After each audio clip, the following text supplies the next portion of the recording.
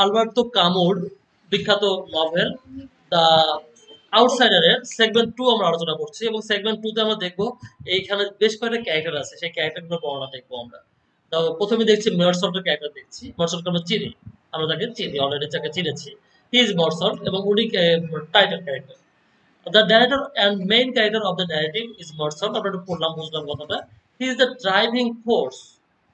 Driving force মানে বুঝি আমরা যে চালিকা শক্তি। He is the driving force. কিসের driving force? Camus examination of absurd. Camus, Alberto কামুর যে দর্শন আছে, সেটা কি উদ্ভট তত্ত্ব, তাই না? এই অ্যাবসার্ডিজমের যে তোমার পরীক্ষা নিরীক্ষা, এই পরীক্ষা নিরীক্ষা উনি করেছেন কার মাধ্যমে? এই ভদ্রলোকের মাধ্যমে। তার নাম কি? মার্সেল। ঠিক আছে, তার মানে উনি হচ্ছেন আমাদের লেখক আর উনি হচ্ছেন আমাদের নায়ক। তারপরে লেখক এবং নায়ক কিন্তু এখানে আমরা মিলাই ফেলতেছি, প্রায় তারা সিমিলার, একই। রাইট রাইট, ওরা তো ঢুকে গেছে। সবগুলো না কিন্তু, অ্যাবসার্ডিজম সবগুলো বলা যাবে না, সবগুলো বললে অন্যায় করা হবে। ঠিক আছে, কারণ লেখক এবং সৃষ্টি কখনো এক হয় না। ঠিক আছে, এটা কিন্তু করাটা অন্যায়। কিন্তু ফার্স্ট অফ দ্য বুক মানে বইয়ের যে প্রথম অংশ আছে, সেখানে আমরা কি দেখি? সেখানে দেখি the hero like the author, উনিও কার মতোই, এই লেখকের মতোই, কেমন?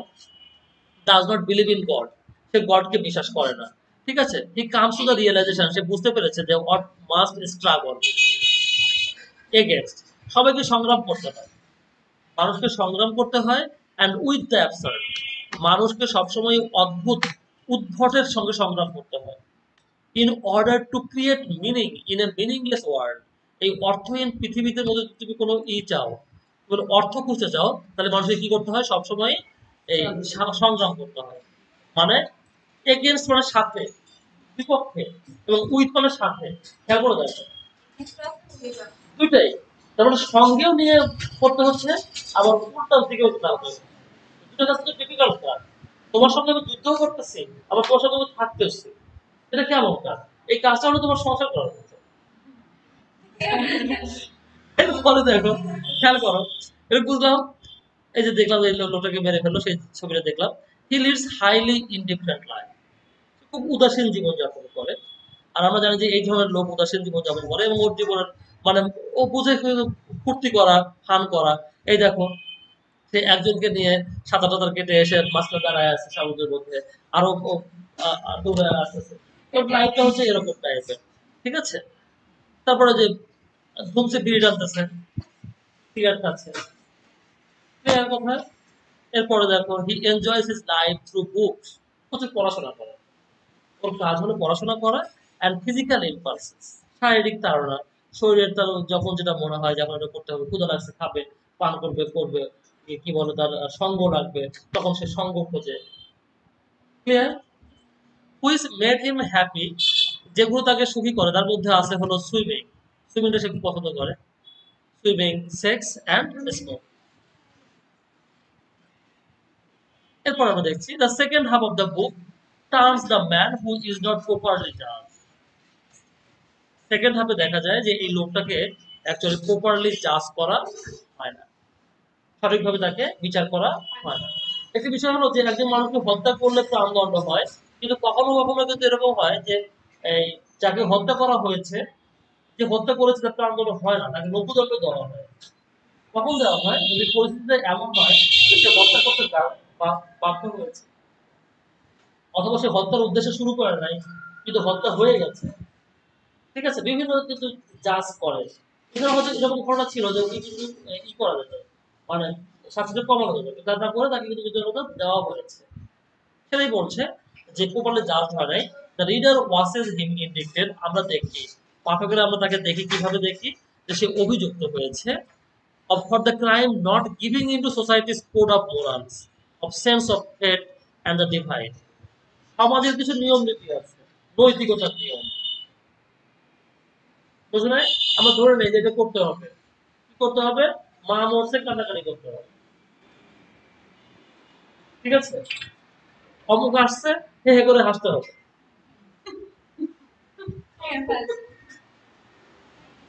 হ্যাঁ, না হাসাটা অন্যায় কিনা, কিন্তু যদি তুমি না হাসো তুমি কি করলা, সোশ্যাল কন্ডাক্ট সোশ্যাল যে মোরাল যে কোড আছে এটা তুমি ভাঙলা না, তুমি ভেঙে ফেললা। এবং তুমি কিন্তু আরো একটা জিনিস করো, সেটা হচ্ছে যখনই তোমার মনে করো যে মাথার উপরে একটা ই পড়ছে, কি বলে তুমি হেঁটে যাচ্ছে না, রাস্তাতে হেঁটে যাচ্ছ, তুমি জানো যে উপরে কি আছে, মেহগনির ফল আছে, মেহগনির ফল আছে, তুমি জানোই, কিন্তু নিয়মিত যখন যাতায়াত করো তুমি একটু ঘুরে যাও, সবাই একটু ঘুরে যায় যে মেহগনির ফলটা মাথায় রাখো। তুমি ওখানে হেঁটে যাচ্ছ স্বাভাবিক। তো মাথার উপরে সবাই একটু পড়লো, তুই পড়ে তুমি সেন্সে পড়ে গেল, মেহগনির ফলটা তোমার মাথার উপর পড়লো, তুমি কি করলে পড়ে সেন্সে পড়ে গেল। তুমি যে উপরে তোমার পায়ে নিয়ে তুললো, তুমি বললা যে আল্লাহ মাথার উপর মেহগনির ফল পড়ছে, খুশি তুমি আসবে, আমার মাথার উপর মেহগনির ফল পড়ছে, আমি অজ্ঞান হয়ে গেছি। ঠিক আছে, এত মজার একটা ব্যাপার।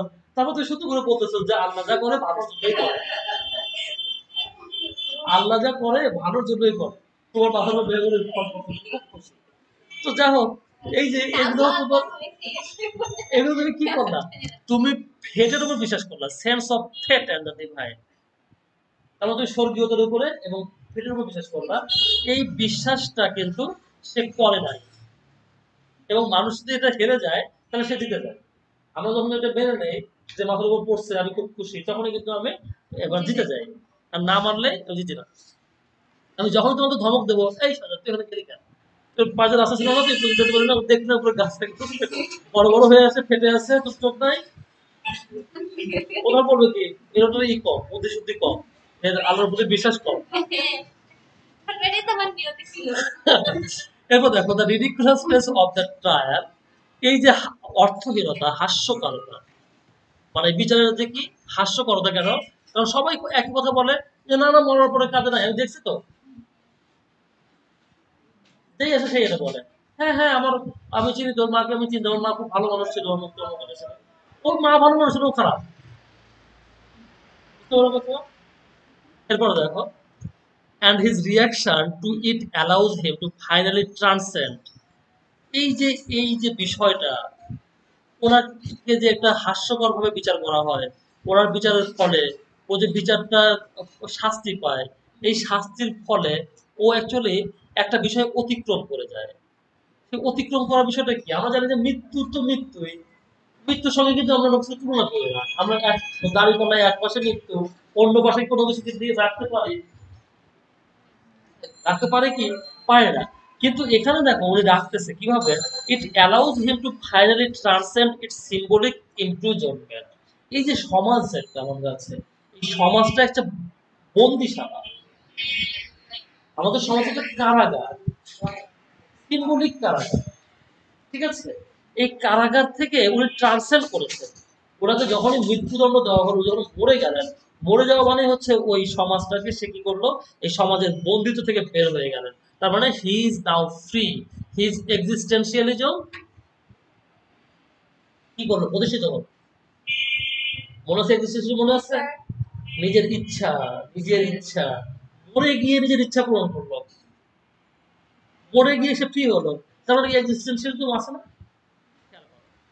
Symbolic the trial fridge himself, এই ট্রায়ালটা তাকে মুক্ত করে, fridge himself for a life, একটি জীবনের জন্য মুক্ত করে, what society could not, society could offer him, society সমাজ তাকে দিতে পারতো, সমাজ তাকে দিতে পারতো, সেটা সমাজ তাকে দেয় নাই, সমাজ তাকে দেয় নাই, বরং তার মরে গিয়ে সেই লাইফটা তাকে এনজয় করতে হচ্ছে।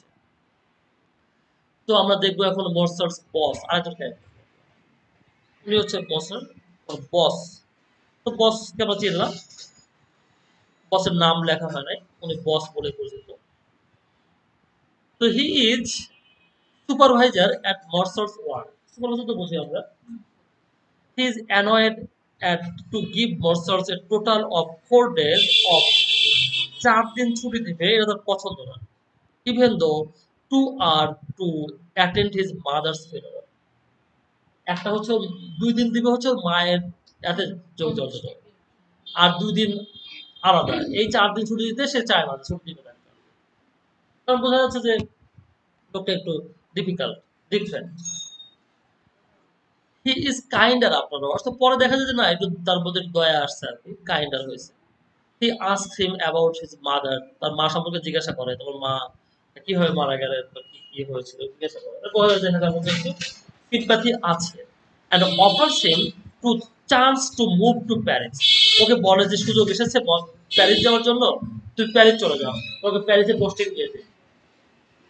বুঝলে কথা? তো বোঝা যায় তার মধ্যে একটু দয়া কিন্তু আছে। এবং সে বিষয়টাকে খুব অপছন্দ করে যখন বেরোজন, তো তুই বুঝো যে তার মতো চুমন্ত পছন্দ করে, ওই প্যারিসে যাবে না, সে প্যারিসে পছন্দ করে। ঠিক আছে, সে খুব রেগে যায় যখন দেখে যে মার্শাল বলে যে আমি যাবো না, আমি যাবো না, ওইটা বললে খুব রেগে যায়। কি কোনো অ্যাম্বিশন নাই, প্যারিসে গেলে বলে তোর জীবনের চেহারা কেমন হবে, আর তুই পড়ে থাকিস এখানে, তুই পড়ে থাকিস হচ্ছে আলোক দিয়া। ঠিক আছে, এটা আমাদের কাছে অস্বাভাবিক মনে হয়। তারপর আমরা দেখবো হচ্ছে সেলেস্ট। সেলেস্টে, তো এ হচ্ছে তোমার মেরসলের বন্ধু, এটা হলো তোমার যে মেরসল্ট, এই যে মেরসল্ট আর তার বন্ধু। তোমরা জানো যে বন্ধুরা কেমন হয়, একই রকম হলে তো বন্ধু হয়, তাই না? যে মনে করো যে এই নেশা করে, ও যেখানে যাবে না কেন, ও আরেকজন নেশা করবে খুঁজে বের করবে। ঠিক আছে, এবং ও কেউ যাবে না, এবং একে অন্যের ভাই ভাই, খুব ভালোবাসা আছে কিন্তু। ও খুঁজে বের করবে ওখানে গিয়ে ভালোবাসা হয়ে গেছে। তবে দেখলাম friend of Meursault's, Celeste owns near by restaurant, ওর একটা রেস্টুরেন্ট আছে, হুইস যেখানে প্রতিদিন সে ই করে, ডাইন করে, খাবার খায়, এনে কি বলে রেস্টুরেন্ট, ওখানে খাবার খায়। দে গো টু রেসেস, ওরা একসঙ্গে দৌড়ায়, অ্যান্ড সাচ জবস টুগেদার, দেখলে তো কি কি জব করে একসাথে, দেখলে। ঠিক আছে, he shows mass support at the trial for Meursault, ওর জন্য বিচারের সময় অনেক সাহায্য করার চেষ্টা করে, and expresses the desire to do more to him than he really can, ও অনেক কিছু করার চেষ্টা করে কিন্তু আসলে ওর তো সে অবস্থা আছে। একজন ফাঁসির আসামি, তাকে সাপোর্ট করাটা কিন্তু খুব ডিফিকাল্ট ব্যাপার, খুব ডিফিকাল্ট কাজ না, তাকে এই করাটা খুব ডেঞ্জারাস কাজ। এরপর দেখবো আমরা ম্যামান। ম্যামন ওর মা কিন্তু আসেই নাই ওর গ্রামে। এই পুরো উপন্যাসের একটু মানে ওর মা আসে না, তার কোনো ভূমিকাই নেই, শুধু ওর মানে নামের ভূমিকা আছে। ঠিক আছে, জাস্ট সবাই রেফার করেছে, ওর নামটা ব্যবহার করেছে। A character is known solely through reference, পুরোটা শুধু নাম দিয়ে তাকে চেনা যায়। She is the mother of the hero, Maman's death begins the story, এবং ওর মৃত্যু দিয়ে শুরু হয়ে যায় এই গল্পটি, শুরু হয় and mentioned in the end, এবং ইন্ডেক্স এবং অভিযোগ করে শেষে, ওর মায়ের মৃত্যুটাই অভিযুক্ত করে, মায়ের মৃত্যুটা নিয়ে অভিযোগ করে যে মা মরার পর সে কাঁদে নাই। She had lived with Mercer, সে মেরসনের সাথে বসবাস করতো, সে কিন্তু একটা সময় হলো কি, মেরসল ওকে খরচ দিতে পারতো না, no longer afford to care for her, তাকে দেখতে পারতো না, মানে দেখাশোনা করা বলতো, খরচ ওটা দেখাশোনা করা বলতে বোঝাচ্ছে কি, যে মাকে তো দেখতে হবে, মা বয়স হয়েছে, তাকে দেখাশোনা করতে থাকবে না, কিন্তু এইটা করার মতো ওর অ্যাবিলিটি ছিল না, এফোর্ট ছিল না। ঠিক আছে, ও যদি দেখতে যায় মাকে, তাহলে আর্নিং হয় না, আর্নিং করলে মাকে দেখতে যাওয়া হয়। বুঝতে পারলাম, তখন সে কি করছিল, মাকে ওল্ড হোমে দিয়ে দিল। এটা ওর মা পছন্দ করলো না, ওকে ওল্ড হোমে দেওয়াটা ওর মা পছন্দ করলো না। ঠিক আছে, এবং তারা যখন একে অন্যের সাথে তাদের রিলেশনটা শেষের দিকে যখন আসলো, কেউ কারোর প্রতি কোনো কথাবার্তা বলতো না, কারণ ও মাকে পছন্দ করতো না, তেমন মাও ওকে পছন্দ করতো না। At the old home, she becomes intimate with parents. এটা কারণ হচ্ছে যে এই বিষয়টার কারণ। খেয়াল করছো কি? প্যারেন্টস নামের এক ভদ্রলোকের সাথে সে কি হয়, ইন্টিমেট হয়ে যায়, ঘনিষ্ঠ হয়ে যায়। Nelson understand this action and the end, এই বিষয়টা সে শেষে বুঝতে পারে, and at the end as he realizes she was living it all again, সে শেষে বোঝে যে সারা জীবনে তার মা এই কাজটি করে আসছে।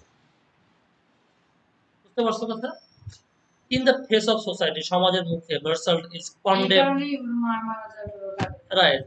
এবার দেখো, in the face of society Mersault is condemned for his lack of sadness, তার যে দুঃখের অভাব দেখছে, এই জন্য লোকেরা তাকে ঘৃণা করছে, বলছে যে সে মা বললে কাঁদে না। and we learned at the trial, এবং বিচারের সময় আমরা জানি যে she did harbor resentment toward Mercer, এবং আমরা জানতে পারি যে এই ভদ্র মহিলা ওর ছেলের প্রতি প্রচন্ড ঘৃণা বিতৃষ্ণা ছিল। অন্যরা বলে নার্স টার্সরা আছে না, ওরা বিচারের সময় বিভিন্ন সাক্ষ্য দেয় যে ওরা বলে এই কথা, ওর মা কি বলতো, ওর মা কি করতো, ঠিক আছে, এভাবে বোঝা যায় যে ওর মায়ের প্রচন্ড বিতৃষ্ণা ছিল নায়কের প্রতি, ছেলের প্রতি।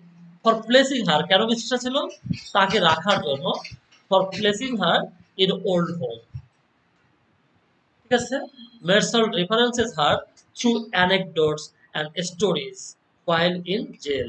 যখন জেলে ছিল তখন মেরসাল কি করে, বেশ কিছু ছোট ছোট গল্প বলে এবং রেফারেন্স দিয়ে ওই কি বলে ওর মায়ের কথা আমাদেরকে জানায়, পাঠকদেরকে জানায়।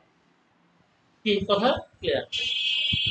Director of the old home, old হোমে ডিরেক্টর থাকবে in charge of the home, এই উনি হচ্ছে ইনচার্জ, তো বুঝছোই ডিরেক্টর তো ইনচার্জ হবে। He leads Meursault through the funeral process, সে কি করে এই মৃত্যুর সময় ওর মায়ের যে মৃত্যুর পরে ফিউনারাল হয় ওকে মানে লিড দেয় কি কি করতে হবে না হবে। এটা তো একজন মানুষ মরে গেলে তো সবাই জানে না, আমরা জানি যে যারা অভিজ্ঞ তাদের হেল্প দিতে হয়, ঠিক আছে। এরপরে at the trial he testifies to Mercer's coldness during the funeral, এবং মৃত্যুর সময় সরি ওই যে যখন হয় সাক্ষী দেয় যে ওই সাক্ষী দেওয়ার সময় ও বলে, ওই ভদ্রলোক বলে যে ও খুব কোল্ড ছিল, ওর মায়ের মৃত্যুর সময় ওর মধ্যে কোনো আবেগ দেখি নাই, খুব কোল্ড, খুব ইমোশনালি কোল্ড ছিল ছেলেটা, ঠিক আছে। এই কথাটা টেস্টিফাই করে, সাক্ষ্য দেয়, টেস্টিফাই করে caretaker, also a witness against Mercer, কেউ একজন উইটনেস, ঠিক আছে। He is in charge of the morning night and Maman's coffin, ম্যামার্সের কফিনের যে রাতের বেলা ওই সময় সে ওটাকে পাহারা দিচ্ছিল। He lives and works at the home, সে ওদের বাড়িতে কাজ করে, কেয়ারটেকার বোঝো নাই, বাড়ির মানে দেখাশোনা করে। Telling Mercer some of his past, এবং বলে যে তার কিছু বলে।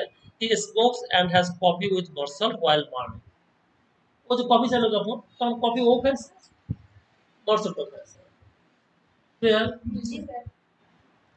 কিন্তু ও কিন্তু বলেছে যে ও সব কফি খাইছে, এই বিষয়টা কিন্তু একটা বিষয় যে কফি খায় মায়ের কফিনের পাশে কফি খায়, তো এটা চলে আসছে এই পাশে। এই টমাস পেরেজকে আমরা চিনলাম, ওর মায়ের সেই প্রেমিক, মনে পড়ছে তোমার? টমাস পেরেজ, সে ওল্ড হোমে ছিল, ওল্ড হোমে তাদের সাথে সম্পর্ক। ম্যামার্স ফ্রি আছে from the home, he is too overwhelmed by sadness at the funeral, সে খুব বেশি মানে মানসিক কষ্ট পায়। আচ্ছা অ্যাকচুয়ালি তোমার প্রথম প্রেম আর শেষ প্রেম এই দুটো সবচেয়ে বড় প্রেম। এরপরে দেখো ম্যামার্স ফ্রি আছে ফ্রম দ্য হোম, আমি যে কথাগুলো বলি সব কথাগুলো কিন্তু সব বেশিরভাগ কিন্তু মজা করেই বলি, ঠিক আছে, আবার এমন ভাবা যাবে না যে স্যার খুব সিরিয়াসলি বলছে। আর যারা স্ক্রিনে দেখতেছো তারা বেশিরভাগই আমার তো চেহারা দেখতেছো না, সেক্ষেত্রে আমার চেহারাটা যারা কাছে যারা দেখতেছে, Damas fears from the home, he is too overwhelmed by sadness at the funeral, বুঝতে পারলাম সে খুব কষ্ট পেয়েছে, কষ্টকর কথা, কারণ শেষ বয়সের একটা আশ্রয় ছিল সে, মানুষের আহ আনন্দ, মানুষের সুখ খুশি, তাই না, এর চাইতে বেশি আর কি হতে পারে। যেমন দেখা যায় বৃদ্ধ বয়সে, একটু কথাগুলো খেয়াল করো, এগুলো আমাদের একটু ভাবা দরকার আছে। আমরা যদি সে সমাজের মধ্যে থেকে লিটারেচার স্টুডেন্ট হয়ে যদি একটু ডিফারেন্টলি না ভাবে তাহলে তো অনেকে অসহায় বোধ করবে। একজন মানুষ বয়স্ক মানুষ মারা গেছে, তার পার্টনার মারা গেছে, এই মানুষটার আরেকজন পার্টনার দরকার, দরকার, এই বিষয়টা আমরা মেনে নেই, আমরা সন্তানরা মানে না, আমরা পরিবার পরিজনেরা মানে না।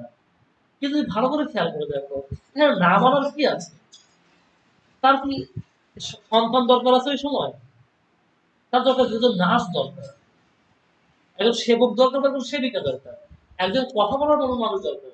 বাচ্চা কি কথা শোনে, তার তার বয়স কত, ওই বুড়ো মানুষের সাথে কথা বলতে গিয়ে তার এই সময় আছে, তার জন্য একটা বুড়ো মানুষ দরকার। খেয়াল করে দেখো তো, এইভাবে যদি আমিও না ভাবি, তুমিও না ভাবো, তাহলে ভাববে কে?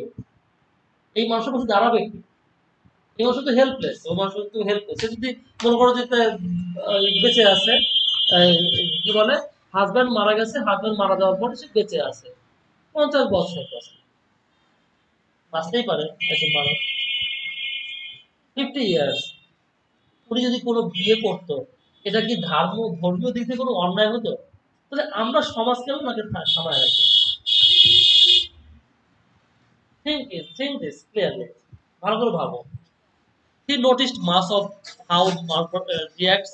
He is the only resident of the home who was allowed to attend the funeral. এই funeral-এ শুধু সেই যোগ দিতে পেরেছিল ওই হোম থেকে। হচ্ছে কোন হোম? ওল্ড হোম থেকে। ঠিক আছে? He weeps all the way there. ওই পুরো সময়টা সে কাঁদতে কাঁদতে গেছে ওই funeral-এ। যেখানে সে পুরোটা সময় কাঁদতেছে, কিন্তু সেখানে তার ছেলেটা কাঁদছে না। ঠিক আছে? Often taking shortcuts to keep up. এবং মাঝে মাঝে সে হেঁটে যখন তাল মেলাতে পারতেছিল না, তখন ওই যে জানে যে আমরা এই লাশ নিয়ে কি শর্টকাটে যাওয়া যায়, সোজা রাস্তা যেতে হবে। ও কি করতো, যখন দেখতেছে কাঁদতে কাঁদতে আমার জোরে যেতে পারতেছে না, তখন আমার শর্টকাট দিয়ে গিয়ে আবার সঙ্গে ক্লিয়ার। তো নার্সকে দেখবো আমরা, শি ইজ দ্য নার্স। এই যে আমরা নার্সকে দেখলাম, এরপরে আমরা দেখলাম হচ্ছে নার্স সম্পর্কে করে নেব। এই যে ম্যারি কার্ডোনা, ম্যারি কার্ডোনা হচ্ছে আমাদের এই নায়িকা। ঠিক আছে? এই মেয়েটা অ্যাকচুয়ালি ওই ওর গার্লফ্রেন্ড, সে টাইপিস্ট ছিল। মেয়েটা দেখতে অনেক সুন্দর, তাই না? সে টাইপিস্ট ছিল এবং ওর অফিসে সে টাইপ করতো। তো ওর মায়ের মৃত্যুর পরে সে সৈকতে দেখা করতে যায় ওর সাথে, সমুদ্র সৈকতে। ঠিক আছে? She is slightly disturbed by the abnormal behaviour but still wants to marry him. আমরা জানি যে এই ছেলেরা কিছু কিছু অ্যাবনরমাল হয়ে থাকে, তারপর ওই অ্যাবনরমালিটি কিন্তু মেয়েরা দেখে যে মেনেই নেয়। একটা মেয়ে যদি পছন্দ করে বা সঙ্গে সম্পর্ক হয়, আছে একটু একসাথে আছে, পাগলা আছে, তারপরে দেখা যায় যে ওই মেয়েটা ছেলেটাকে পছন্দই করে, ওকে বিয়ে করে। আমি যেটুকু দেখেছি আর কি। ঠিক আছে? মানে ওই সামান্য পাগলামি বা উল্টা পাল্টা এটা কোনো ব্যাপার না একটা মেয়ের কাছে। তো বুঝলাম ও কিন্তু ওকে বিয়ে করতে চায়, এবং ওই মেরসলকে পছন্দ করে কেন? ও অ্যাকচুয়ালি ওকে পছন্দ করতো খুব বেশি। কারণ আমরা জানি যে ও কিন্তু এই খুব বেশি রিয়াল মানুষ, বাস্তব বলে দেখো, ওর বিউটিফুল বডির জন্য, ওর প্লেফুলনেস এর জন্য, ওর লাভটার জন্য। ঠিক আছে? ওর অন্য ইমোশন গুলো কম ছিল। ক্লিয়ার কথা? এরপরে আমরা দেখবো হচ্ছে ইমানুয়েল, আরেকজন বন্ধু, ওর আরেকজন বন্ধু ছিল ইমানুয়েল, আরেকজন নাম ছিল হচ্ছে সালামানো। তো এগুলো সম্পর্কে আমরা একটু জেনে নেব। আর একজন পিম্প ছিল, পিম্প, রেমন্ড সেন্ট, সে ছিল পিম্প। পিম্প শব্দের অর্থ হচ্ছে তোমার দালাল। কিসের দালাল বলো তো? নারীর দালাল। বুঝতে পারছি কথা? সে হচ্ছে সেই দালাল। জাস্ট আমরা এই সমস্ত ক্যারেক্টারগুলোকে দেখলাম। তো আমরা সবাইকে দেখাতে পারলাম। আর রোবট লাইক একটা ওম্যান ছিল, রোবট লাইক ওম্যান। এই মেয়েটা ওর কাছে গিয়ে অ্যাকচুয়ালি ওকে মানে ওর ও যে মানে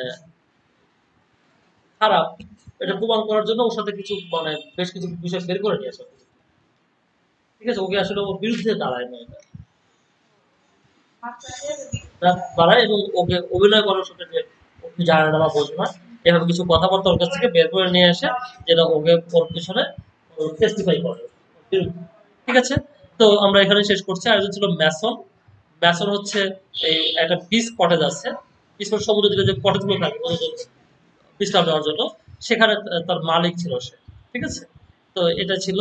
আরেকজন ছিল হচ্ছে, আরেকজন কে ছিল লয়ার ছিল, আইনজীবী ছিল দুইজন, একজন ওর পক্ষে আরেকজন ওর বিপক্ষে ছিল। তো এই সমস্ত মানুষগুলো ছিল।